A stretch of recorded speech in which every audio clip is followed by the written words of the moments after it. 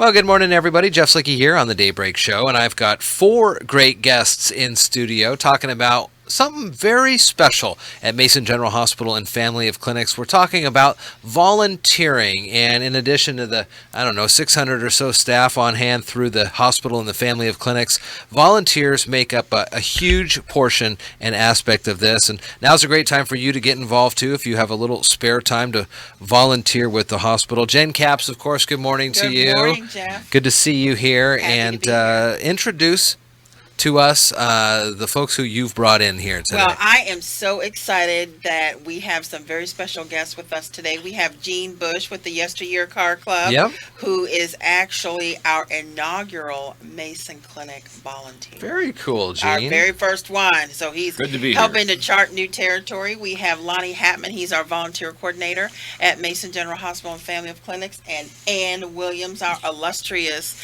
development office volunteer. She is fantastic. You've been with us for what? 2012. I know, since 2012. And so she operates just like she's, on staff at the hospital. And we enjoy that great volunteerism from her. And she was our second Mason Very Clinic cool. volunteer to sign up. Lonnie, let's talk with you a little bit about the group of volunteers that you have and the need that you have for volunteers. And what are some of the things that volunteers get to do at the hospital? What do you have them do? Well, we have volunteers that are in a number of different areas, depending on basically whether they want to. Then we have some volunteers that just want to come in and be in the background and help put information packets together and data entry and fold and mail. Mm-hmm. And we have others that are there because they want to maintain social interaction with others. And those are ones that we really try and put up front at our volunteer information desks. When you walk into the hospital, we've got a machine. You walk into the main entrance, you can push the button, and it gives you a number, and they call your number. But we really don't want people to feel like a number. Sure. We want to put that human face to it because most of the people come in, they're stressed because either they're ill or one of their loved ones is ill. They're not there for fun, unless they're coming in on Fridays for prime member cafeteria. Well, one of the best around. So to Volunteer put that be a human taste face to tester it, but on we that have we've got volunteers in culinary. I've had volunteers in IT, grounds, pharmacy, in the clinics.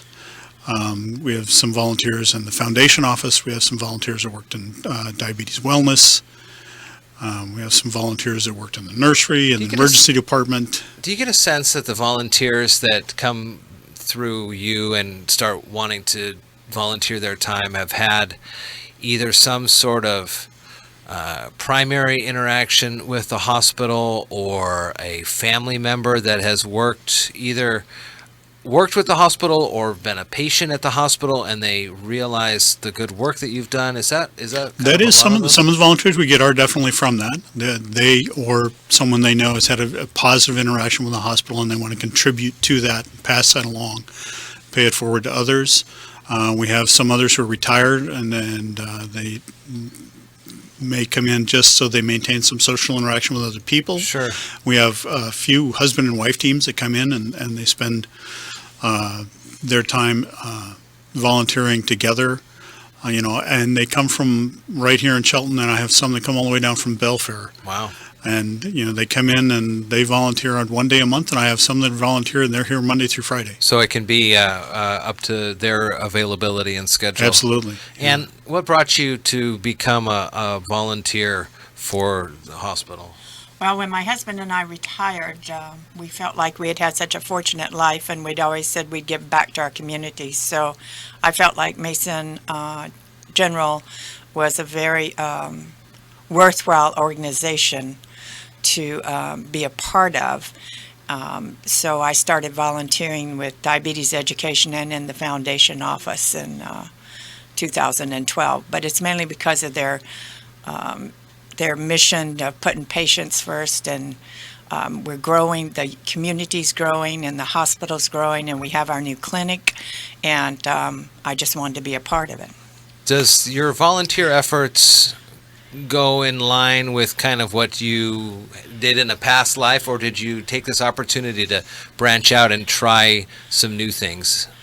Well, some of it the administrative work that I do in the foundation, because I do a lot of administrative work and data entry and database work. So the business aspect, yeah, keeping mainly to retiring and then wanting to keep me involved with new technology, what's Sure. going on, and keeping my brain active. And it falls in line with my schedule because we leave in the winter. Oh, sure. So it works So, around yeah. what you need and to work at. I sometimes volunteer 10 hours a week, sometimes 5 hours a week, How's it working in the foundation and the other volunteers, or just the other regular employees? Everybody gets along and it's a good time? Oh, sure. Yeah. Everybody gets along really well. We interact with each other and share jobs Mhm. and share duties. So somebody's there Monday, somebody's there Tuesday, I'm there Thursday, Oh, that's great. sometimes Tuesdays. So And Gene, what about you? I know you do a lot of work with the hospital and the Teddy Bear Drive and the car club, and this is just another extension of that, or? You know, Ann started in 2012, and I retired in 2012. Hey, No, I actually retired in 2005, but in 2012 I retired from teaching AARP classes in the basement at the hospital. Right. And I really had a good time there, and that's when I first got introduced to Mason General. Secondly, with the Yesteryear Car Club, we have the Teddy Bear Drive, Mhm. and that got me going again. Then Jennifer Capps entered my life, and here I am because I would like to go forward and help people. Yeah. I'm that social right. volunteer.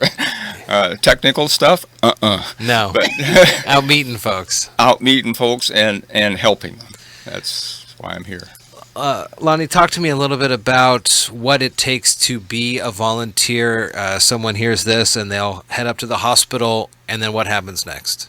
Well, we have actually a wide range of volunteers. One of the advantages that we have looking at volunteers is we take volunteers as young as 15 years old, Wow.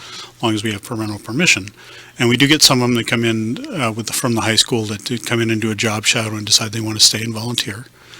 And the benefit to them, of course, when they turn 18, and instead of being an 18-year-old with absolutely no experience going out looking for a paid job, now they've got some references Sure. and some people they can say, yeah, they're dependable and they show up on time. So we have from 18 to 90.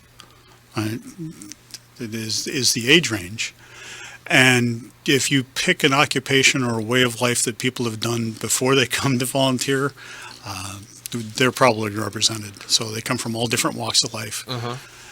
What types of paperwork or that type of background is involved in what you So need? the or very what you first step for the volunteer, whether they're kind of coming into a job shadow, whether they want to come in and volunteer, or whether they're going to be a new Mason clinic, Gene just gave me his this morning, is an application. bring? Okay. And if they go to the hospital's website, masongeneral.com, they scroll all the way down to the bottom where they see the tab that says volunteering. They click on that. It has information about the different areas they can volunteer in. It actually has position descriptions for those areas so they can see the tasks that are involved. Because I have some, especially the younger people that come in and they say, oh, I want to volunteer in the emergency department.